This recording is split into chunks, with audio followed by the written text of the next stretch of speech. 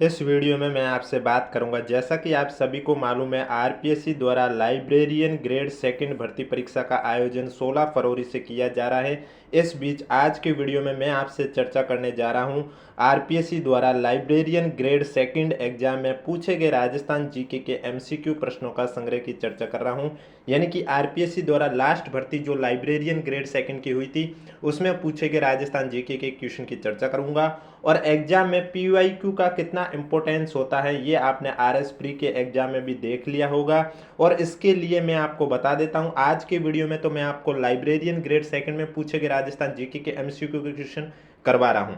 उसके बाद मैं आपको 2024 के मैं ऑलरेडी करवा चुका हूं। आरपीएससी द्वारा 2024 में जितने भी राजस्थान जीके के पूछे सब्जेक्ट वाइज, जिसमें आपको राजस्थान इतिहास के 250 प्लस एमसीक्यू क्वेश्चन, राजस्थान की जियोग्राफी के 250 प्लस एमसीक्यू क्वेश्चन, राजस्थान कला संस्कृति, राजस्थान का संविधान और 2024 में पूछे गए करंट अफेयर, ये सभी एमसीक्यू आंसर के साथ अगर इनकी पीडीएफ चाहिए तो पीडीएफ के लिए आपको हमारे यूट्यूब चैनल की मेंबरशिप ज्वाइन करनी होगी। मेंबरशिप ज्वाइन करने के लिए आपको क्या करना होगा, सबसे पहले हमारे यूट्यूब चैनल को सर्च करना होगा GK quiz by Sumesh Godara. उसके बाद आपको इस यूट्यूब चैनल पर क्लिक करना होगा, जिसमें आपको एक साइड सब्सक्राइब का ऑप्शन है और दूसरी साइड ज्वाइन का ऑप्शन है। तो अगर अभी तक सब्सक्राइब नहीं किया तो सब्सक्राइब कर लीजिए और उसके बाद आपको ज्वाइन पर क्लिक कर देना। जैसे ही आप ज्वाइन पर क्लिक करोगे आपके सामने मेंबरशिप का ऑप्शन आएगा, जिसमें मात्र 29 रुपये है। और इसमें आपको क्या क्या देखने को मिलेगा तो मैं आपको बता देता हूं। आरपीएससी द्वारा 2024 में जितने भी एग्जाम आयोजित हुए, 14 से 15 एग्जाम आयोजित हुए, उनमें पूछे गए सब्जेक्ट वाइज राजस्थान जीके के एमसीक्यू क्वेश्चन देखने को मिलेंगे, आंसर के साथ उसकी पीडीएफ देखने को मिलेगी। और इसके अलावा आगे यानी कि कल से जो मैं शुरू कर रहा हूँ 2023 के, यानी कि आरपीएससी द्वारा 2023 में जितने भी राजस्थान जीके के क्वेश्चन पूछे हैं वो भी मैं शुरू कर रहा हूं, तो उनकी भी क्लास के साथ साथ पीडीएफ आपको यहां पर देखने को मिलेगी। पीडीएफ प्राप्त करने के लिए आपको क्या करना होगा, हमारे यूट्यूब चैनल की मेंबरशिप यहाँ ज्वाइन पर क्लिक करके पेमेंट करके मेंबरशिप ज्वाइन करनी है। उसके बाद वापस से आपको हमारे यूट्यूब चैनल पर जाना है, तब आपको पास ऑप्शन होगा पोस्ट का या मेंबरशिप का, जो भी ऑप्शन आपको दिखे वहां आपको एक टेलीग्राम ग्रुप का लिंक शो होगा। आपको इस लिंक को ज्वाइन कर देना है। ग्रुप को ज्वाइन करने के बाद ग्रुप में हाई या हेलो का मैसेज कर देना है। हाई या हेलो के मैसेज के बाद आपको वहाँ पीडीएफ प्रोवाइड करवा दी जाएगी। ये लिंक सिर्फ और सिर्फ जिन्होंने मेंबरशिप ज्वाइन की है उन्हीं को ही शो होगा, सभी कैंडिडेट को शो नहीं होगा, क्योंकि ग्रुप प्राइवेट है। इसलिए जब आप ग्रुप ज्वाइन करोगे तब आपको ग्रुप खाली दिखेगा, लेकिन आप जैसे ही ज्वाइन करोगे उसके बाद वाले आपको मैसेज शो होंगे। इसलिए ग्रुप ज्वाइन करने के बाद आपको ग्रुप में मैसेज कर देना और उसके बाद वहां पर आपको पीडीएफ प्रोवाइड करवा दी जाएगी। तो चलिए वीडियो स्टार्ट करते हैं। वीडियो पसंद आए तो एक बार वीडियो को लाइक कर लीजिए, चैनल भी जरूर सब्सक्राइब कर लीजिए। पिछली जो आरपीएससी द्वारा आयोजित हुई लाइब्रेरियन ग्रेड सेकंड एग्जाम, उसमें पूछे गए राजस्थान जीके के क्वेश्चन की चर्चा करने जा रहा हूं। पहला क्वेश्चन है कि राजस्थान के किस क्षेत्र में अनुप्रस्थ बालू का स्तूप मिलते हैं। आपके पास ऑप्शन है बीकानेर जिले में पूगल के चारों ओर, लूनी बेसिन के पश्चिमी भाग में, जैसलमेर जिले के रामगढ़ क्षेत्र में, अजमेर जिले में पुष्कर के चारों ओर। तो अनुप्रस्थ बालू का स्तूप है ये राजस्थान के बीकानेर जिले में पूगल या पुंगल के चारों ओर, कई जगह पूगल लिखा होता है तो कई जगह पुंगल लिखा होता है, तो इसके चारों ओर मिलते हैं। यानी कि इसमें जो करेक्ट आंसर है वो आपका ए हो जाएगा। और जो भी मैं क्वेश्चन के आंसर बता रहा हूं वो मैं आपको आरपीएससी के आंसर के अकॉर्डिंग ही बता रहा हूं। नेक्स्ट क्वेश्चन में पूछा गया कौन सा सुमिलित नहीं है। अब ये क्वेश्चन आप देख सकते हैं, आरपीएससी ने आरएस प्री में भी ऐसा क्वेश्चन पूछा है कि एक साइड नदी दे देती है और दूसरे साइड सहायक नदी दे देती है और उसके बाद क्वेश्चन पूछा करती है। तो अब आपको भी जितनी भी नदियां हैं उनकी सहायक नदी कौन सी है वो टॉपिक कवर करना है। ऐसे आपको पीवाईक्यू का फायदा उठाना है, जिससे कि आपको पता चल सके कि इस टॉपिक से इस तरह से आरपीएससी क्वेश्चन पूछती है। इसलिए मैं कह रहा हूं पीवाईक्यू का इंपॉर्टेंस बहुत ज्यादा होता है कि अब आपको इस टॉपिक से यह पता चल गया है कि एक साइड नदी और दूसरी साइड सहायक नदी। जब आरएस प्री की भी मैं पीवाईक्यू करवा रहा था तभी भी मैं कह रहा था आपको टॉपिक देख कर ये चेक करना है कि आरपीएससी कहां से क्वेश्चन पूछती है, तो फिर उसी के आधार पर उन क्वेश्चन को प्रिपरेशन करो। तो अब आप जितनी भी नदियां हैं उनकी सहायक नदी जरूर पढ़े, क्योंकि आरपीएससी पीवाईक्यू में बहुत बार पूछती है। अब आरएस प्री में भी पूछा था और ये लाइब्रेरियन का पीवाईक्यू भी देख लो, इसमें भी पूछा गया है। तो एक साइड यहाँ आपको नदी दे रखी है और दूसरी साइड सहायक नदी दे रखी है, कौन सा सुमिलित नहीं है। तो सबसे पहले दे रखा है बनास नदी की सहायक नदी कोठारी, माई नदी की सहायक नदी शागी, चंबल नदी की सहायक नदी पार्वती, लूणी नदी की सहायक नदी सूकड़ी। तो इसमें सुमिलित नहीं है माही सागी वाला, ये मेल नहीं बैठ रहा है, क्योंकि सागी नदी है ये आपके लूणी नदी की सहायक नदी है। कौन सी नदी की सहायक नदी है, लूणी नदी की सहायक नदी है, जबकि यहाँ माही दे रखा है। तो इसमें आपका जो करेक्ट आंसर है वो हो जाएगा बी, बनास नदी की सहायक नदी कोठारी सही है। चंबल नदी की सहायक नदी पार्वती सही है, लूणी नदी की सहायक नदी सुकड़ी भी सही है, लेकिन माई का सागी गलत है क्योंकि सागी है वो लूणी नदी की सहायक नदी है, इसलिए आपका करेक्ट आंसर हो जाएगा बी। नेक्स्ट क्वेश्चन है आपके सामने, भीलवाड़ा, राजसमंद और चित्तौड़गढ़ जिले राजस्थान के किस कृषि जलवायु प्रदेश में सम्मिलित किए जाते हैं? आपके पास ऑप्शन है उप आर्द्र दक्षिणी मैदान, आर्द्र दक्षिणी पूर्वी प्रदेश, आर्द्र दक्षिणी मैदान, बाढ़ प्रभावित पूर्वी मैदान। तो भीलवाड़ा, राजसमंद और चित्तौड़गढ़ जिले हैं ये राजस्थान के उप आर्द्र दक्षिणी मैदान में सम्मिलित किए जाते हैं, यानी कि इसका जो आपका करेक्ट आंसर है वो हो जाएगा आपका ए। नेक्स्ट क्वेश्चन आपके पास है, राजस्थान के सिरोही और पाली जिलों में कौन से प्रकार की प्रधान मिट्टी है? अब देखो इस तरह का क्वेश्चन आरएस प्री में भी इस बार पूछा गया था, वहां पर भी इन्होंने 2-3 जिले दे रखे हैं और पूछा कि कौन सी प्रकार की मिट्टी है, उसमें अल्फी सोल्स आपका आंसर था। तो यार, और मैंने आपको जब पीओक्यू करवाया था आरएस प्री का, तभी मैंने आपको कहा था मिट्टी से एक क्वेश्चन बनता है जिसमें आपको पूछा जाता है कि कौन सी जिले की मिट्टी है, और ऑप्शन में आपको इंसेप्टिसोल्स, वर्टिसोल्स, एंटीसोल्स, अल्फीसोल्स कुछ भी दे सकते हैं। तो यानी कि इस टॉपिक से भी क्वेश्चन आरपीएससी पूछा करती है। तो आपको पता होना चाहिए कि इंसेप्टिसोल्स मिट्टी है, वर्टिसोल्स मिट्टी है, अल्फीसोल्स मिट्टी है और एंटीसोल्स मिट्टी है, ये राजस्थान के कौन से क्षेत्र में पाई जाती है? तो यहाँ पहले तो क्वेश्चन का आंसर बता देता हूँ। यहाँ पर पूछा है सिरोही और पाली जिलों में, तो सिरोही और पाली जिलों में जो मिट्टी होती है वो आपके इंसेप्टिसोल्स प्रधान की मिट्टी मिलती है, यानी कि जो करेक्ट आंसर है वो आपका हो जाएगा ए। इसके अलावा उदयपुर, भीलवाड़ा, चित्तौड़गढ़ जिले में भी आपके इंसेप्टिसोल्स मिट्टी पाई जाती है। अब वर्टिसोल्स मिट्टी है ये आपके राजस्थान के जो दक्षिणी पूर्वी इलाके में क्षेत्र आते हैं वहां पर पाई जाती है वर्टिसोल्स। वर्टिसोल्स कहाँ पाई जाती है? दक्षिण पूर्वी क्षेत्र में पाई जाती है, जैसे कोटा, बारा, झालावाड़ आपका हो चुका है। इसके अलावा जो अल्फीसोल्स मिट्टी दे रखी है ये आपकी कहाँ पर पाई जाती है? तो अल्फीसोल्स मिट्टी आपके अर्धशुष्क से नम क्षेत्रों की ओर, जैसे कि आप देख सकते हैं जयपुर हुआ है, अलवर हुआ है, भरतपुर हुआ है, टोंक हुआ है, कोटा हुआ है, मैंने कहा ना शुष्क, अर्धशुष्क से नम क्षेत्र की ओर, तो वहां पर आपके पाई जाती है अल्फीसोल्स। और एंटीसोल्स राजस्थान के पश्चिमी क्षेत्र है, जैसे कि बाड़मेर हुआ, जैसलमेर हुआ, बीकानेर हुआ, जोधपुर हुआ, वहां पर पाई जाती है एंटीसोल्स, यानी कि पश्चिमी क्षेत्रों में। तो यहाँ पर क्वेश्चन जो पूछा गया है सिरोही और पाली जिलों में कौन से प्रकार की मिट्टी पाई जाती है, तो यहाँ आपका राइट आंसर हो जाएगा ए, इंसेप्टिसोल्स। और अगर अभी तक पीवाईक्यू के लिए अगर अभी तक आपने हमारे यूट्यूब चैनल की मेंबरशिप ज्वाइन नहीं की है तो मेंबरशिप जरूर ज्वाइन कीजिए, वहाँ आपको पीडीएफ प्रोवाइड करवा दी जाएगी 2024 में आरपीएससी ने जितने भी पूछे हैं सब्जेक्ट वाइज क्वेश्चन की। और इसके अलावा कल से मैं शुरू करने जा रहा हूँ 2023 में आरपीएससी ने जितने भी एग्जाम आयोजित किए हैं उनकी सीरीज शुरू कर रहा हूँ, इसलिए एग्जाम से पहले वो भी मैं कंप्लीट कर दूंगा 2023 की। इसलिए अगर अभी तक आपने हमारे यूट्यूब चैनल को सब्सक्राइब नहीं किया तो सब्सक्राइब जरूर करें और वीडियो को भी लाइक करें। नेक्स्ट क्वेश्चन है आपके सामने, वन स्थिति रिपोर्ट का क्वेश्चन पूछा है, और अगर आपको लेटेस्ट वन स्थिति रिपोर्ट देखनी है 2023 की तो वो भी मैं ऑलरेडी करवा चुका हूं। अगर एग्जाम में लेटेस्ट वन रिपोर्ट से कोई क्वेश्चन आया है तो उस पीडीएफ से बाहर नहीं जाएगा, और वो पीडीएफ भी आपको हमारे यूट्यूब चैनल की मेंबरशिप ज्वाइन करने वालों को मिल जाएगी। लेटेस्ट वन रिपोर्ट में भारत और राजस्थान दोनों के में एमसीक्यू क्वेश्चन जितने भी डाटा आए हैं उन सभी डाटा के मद्देनजर रखते हुए एमसीक्यू क्वेश्चन जितने बने हैं वो सभी मैंने उस पीडीएफ में डाल दिए हैं। अब यहाँ 2017 की वन रिपोर्ट है क्योंकि ये पेपर भी पुराना है इसलिए। तो यहाँ पर पूछा गया भारत वन स्थिति रिपोर्ट 2017 के अनुसार राजस्थान का अधिकतम वन क्षेत्र किस श्रेणी के अंतर्गत आता है? आपके पास ऑप्शन है आरक्षित वन, संरक्षित वन, अवर्गीकृत वन या खुला वन। तो भारत वन स्थिति रिपोर्ट 2017 के अनुसार राजस्थान का जो अधिकतम वन क्षेत्र है वो आपके संरक्षित वन श्रेणी के अंतर्गत आता है, यानी कि बी आपका करेक्ट आंसर हो जाएगा। नेक्स्ट क्वेश्चन, 2011 की जनगणना के अनुसार राजस्थान में सर्वाधिक ग्रामीण लिंगानुपात वाला जिला कौन सा है?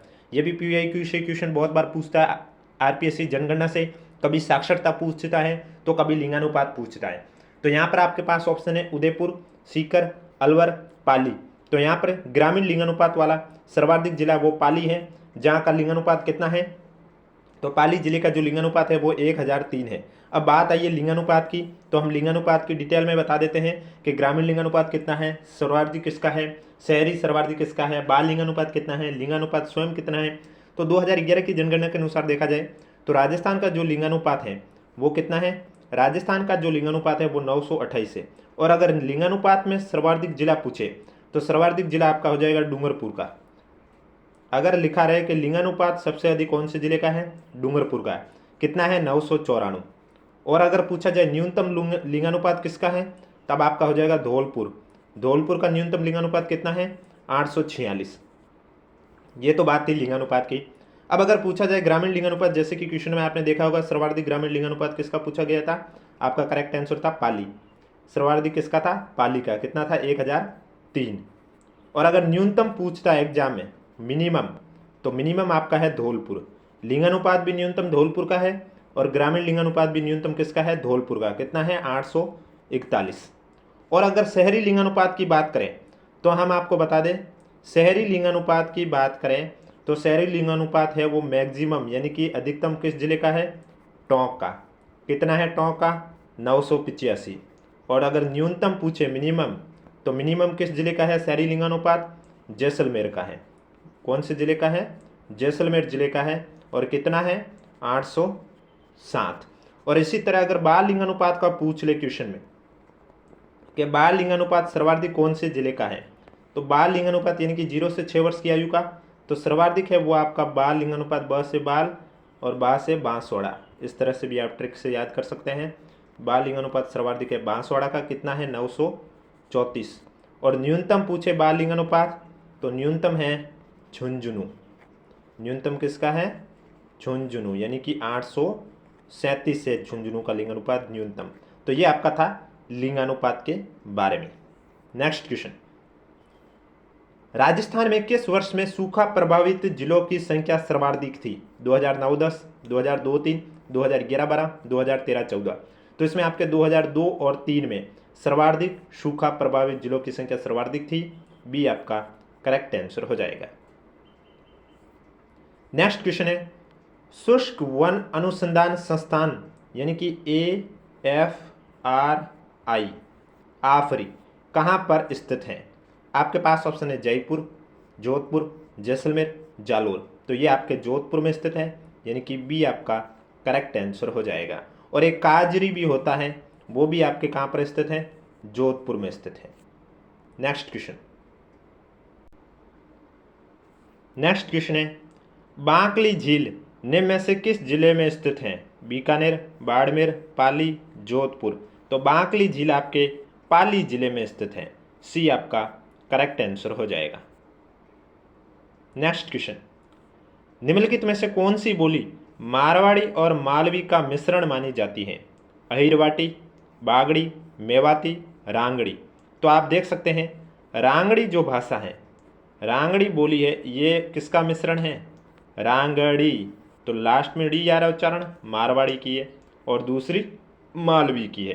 तो इसमें आपका जो करेक्ट आंसर है वो हो जाएगा डी। और अगर अभी तक यूट्यूब चैनल को सब्सक्राइब नहीं किया तो चैनल जरूर सब्सक्राइब करें, वीडियो को भी लाइक करें। और इसके अलावा अगर अभी तक आपने हमारे यूट्यूब चैनल की मेंबरशिप ज्वाइन नहीं की है तो ज़रूर ज्वाइन कीजिए, जिससे कि आपको PYQ का फ़ायदा मिल सके।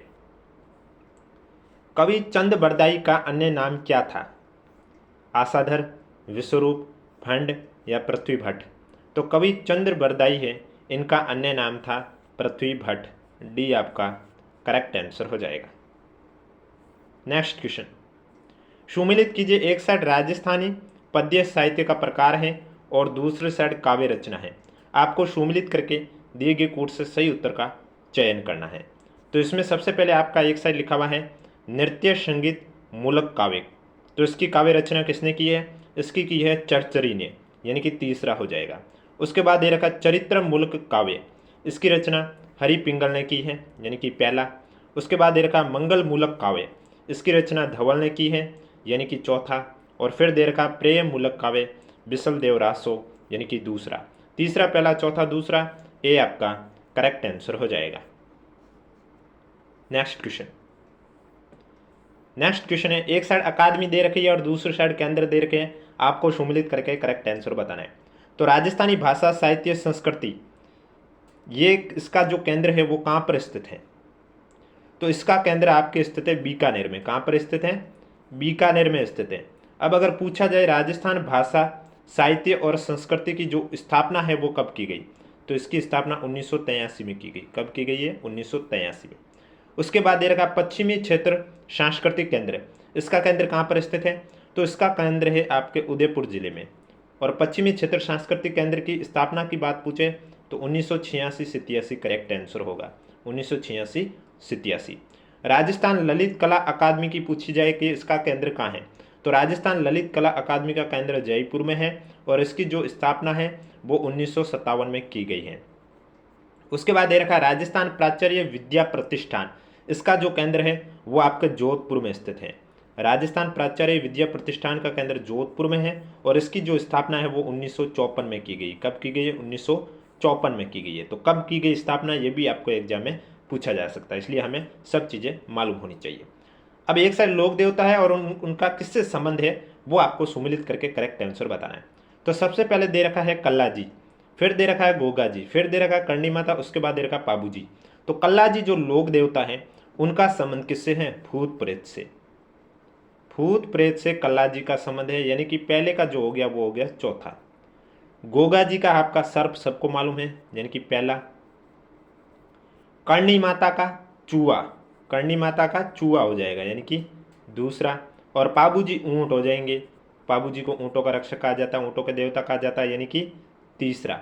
चौथा पहला, दूसरा तीसरा, ऑप्शन नंबर डी आपका करेक्ट आंसर हो जाएगा। और अगर अभी तक वीडियो को लाइक नहीं किया तो एक बार वीडियो को लाइक कर लीजिए, चैनल भी जरूर सब्सक्राइब कर लीजिए। बैंगटी गांव किस लोक देवता से संबंधित है? हरबू जी, मलिना जी, पाबू जी, देवनारायण जी।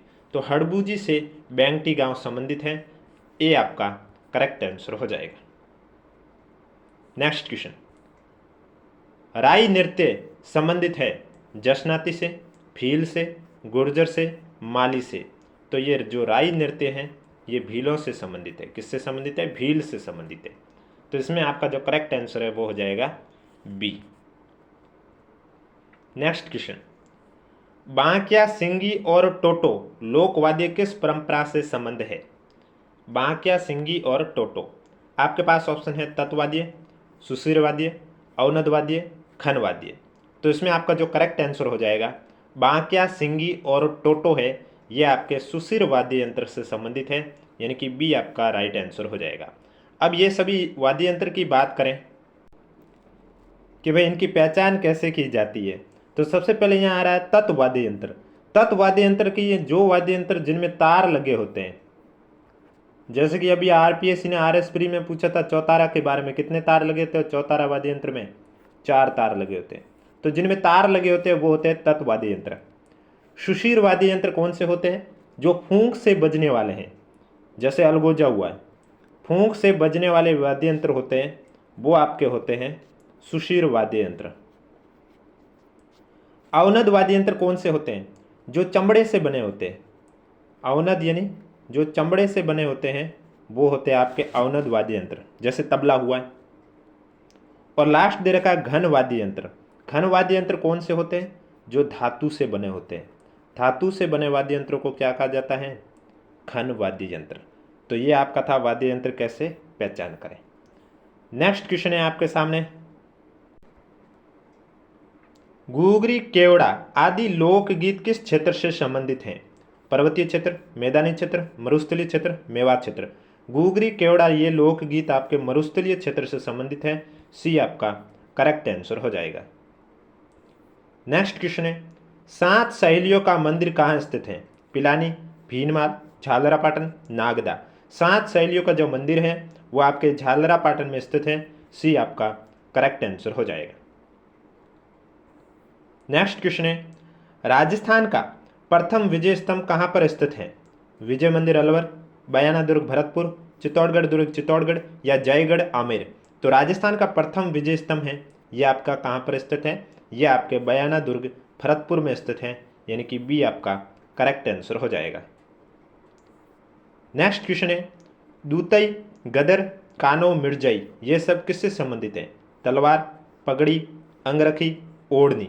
तो ये सब आपके अंगरखी से संबंधित हैं, दूतई, गदर, कानो और मिर्जई, यानी कि जो करेक्ट आंसर है वो आपका हो जाएगा सी। नेक्स्ट क्वेश्चन है आपके सामने, प्रसिद्ध राजस्थानी गीत धरती धोरारी किसके द्वारा लिखा गया?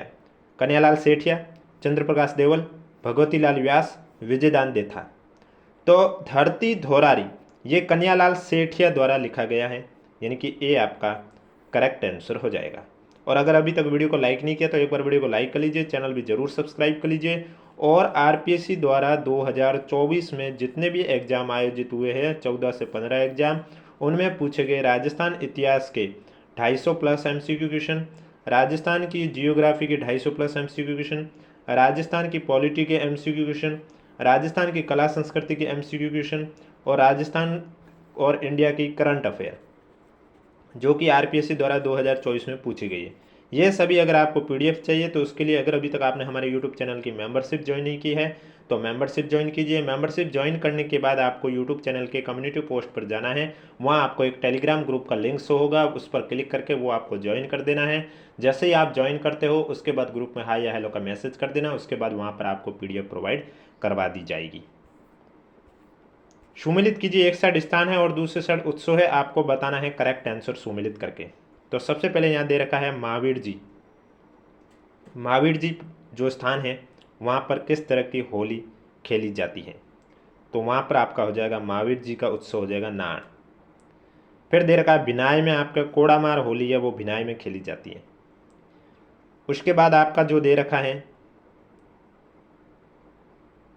एक सेकंड इस क्वेश्चन में आपका थोड़ा गलत बता दिया है मैंने। महावीर जी का जो स्थान है वो उत्सव बताना था, उसमें आपका लठमार होली आएगी, क्योंकि जो पत्थरमार होली है ये तो आपके बाड़मेर क्षेत्र में होती है। कहाँ पर होती है? बाड़मेर में होती है। उसके बाद जो आपका दे रखा महावीर जी का लठमार होगा। भिनाई में कोड़ामार होली है, ये आपकी होती है भिनाई क्षेत्र में। सांगोद में नहाण, यानी कि जो करेक्ट आंसर है वो आपका हो जाएगा तीसरा, पहला, चौथा, दूसरा, डी आपका करेक्ट आंसर हो जाएगा। वापस से सुमेलित करना, एक साइड अकादमी है और दूसरे साइड स्थापना वर्ष है, आपको सुमेलित करके करेक्ट आंसर बताना है। तो सबसे पहले दे रखा है राजस्थान साहित्य अकादमी। राजस्थान साहित्य अकादमी की स्थापना कब की गई है? 1958 में। और राजस्थान ललित कला अकादमी की 1957। राजस्थान उर्दू अकादमी की स्थापना कब की गई है? 1979 में। राजस्थान हिंदी ग्रंथ अकादमी की स्थापना कब की गई है? 1969 में। यानी कि हिंदी की गई, उसके 10 साल बाद उर्दू अकादमी की भी स्थापना की गई है। अरबी फारसी शोध संस्थान की स्थापना 1978, यानी कि उर्दू से पहले अरबी, उसके बाद उर्दू, उनसे 10 साल पहले हिंदी ग्रंथ अकादमी की स्थापना की गई है। ऐसे भी याद रख सकते हैं, तीसरा, पहला, चौथा, दूसरा, यानी कि ऑप्शन नंबर बी आपका करेक्ट आंसर हो जाएगा। नेक्स्ट क्वेश्चन, राजस्थान में कौन सा जिला फ्लोरोसिस से सर्वाधिक प्रभावित है जो पानी में क्लोराइड के कारण होता है? नागौर, बीकानेर, सिरोही, झालावाड़। तो आपका जो राजस्थान का नागौर जिला है वो फ्लोरोसिस से सर्वाधिक प्रभावित होता है जो पानी में क्लोराइड के कारण होता है, ये आपका करेक्ट आंसर हो जाएगा। नेक्स्ट क्वेश्चन है, सालार के वन है वो वितरित हैं। सालार के वन कहाँ पर वितरित हैं? भरतपुर, दौसा, सीकर, नागौर जिलों में, टोंक, सवाईमाधोपुर, धौलपुर जिलों में, कोटा, बूंदी, झालावाड़, 12 जिलों में, अलवर, उदयपुर, सिरोही और अजमेर जिलों में। तो जो सालार के वन होते हैं ये आपके अलवर, उदयपुर, सिरोही और अजमेर जिलों में वितरित हैं, यानी कि डी आपका करेक्ट आंसर हो जाएगा। नेक्स्ट क्वेश्चन है, राजस्थान राज्य जैव विविधता बोर्ड की स्थापना किस वर्ष की गई है? 2005, 2008, 2010, 2012। तो राजस्थान राज्य जैव विविधता बोर्ड की जो स्थापना है वो आपके 2010 में की गई है, सी आपका करेक्ट आंसर हो जाएगा। नेक्स्ट क्वेश्चन, राजस्थान में मरुस्थलीकरण का कौन सा कारण नहीं है?